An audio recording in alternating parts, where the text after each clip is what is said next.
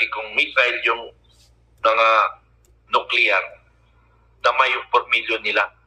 At ayaw nilang patayan na ng Pilipino dahil gawin nilang katulong ang Pilipino dito. Pag sila ang nanalo.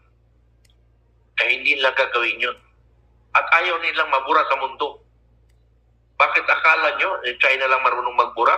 Buburahin rin sila sa mundo. Sa daming galit din sa kanila. Because they are communist country. Ilan lang yung communist country? North Korea, Russia, Iran. O yun lang ang sa ngayon nakikita natin magkakampi. All others, mas maraming kakampi. Kaysa doon neutral.